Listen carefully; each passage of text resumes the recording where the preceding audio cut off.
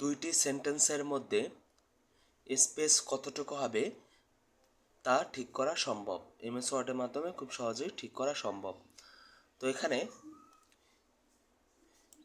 এই ধরলাম দুইটি সেন্টেন্স। এই সেন্টেন্সের মধ্যে এখানে এই মাঝখানে যে গ্যাপ রয়েছে আমি চাচ্ছি এই গ্যাপটা আরও কমিয়ে নিয়ে আসতে। তো সেটা কমানোর জন্য আমরা প্রথমে এই দুই লাইন সিলেক্ট করব। দুই লাইন সিলেক্ট করার পরে তারপর আমরা এই হোম অপশনে যাব।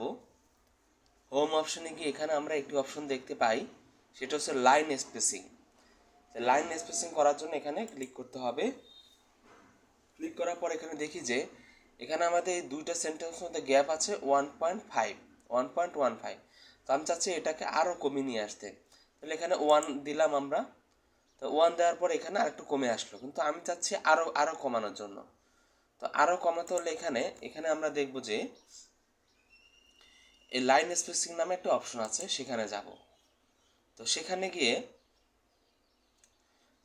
গিয়ে আমরা দেখব যে এখানে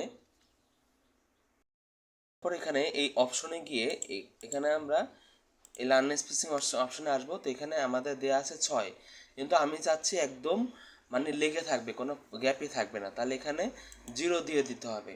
আফটার 0 পিটি দিয়ে তারপর এখানে ওকে দিতে হবে। তো ওকে দেওয়ার পরে দেখা গেল যে এখানের মধ্যে আর কোনো গ্যাপ নেই, দুই লাইনের মধ্যে আর কোনো গ্যাপ নেই।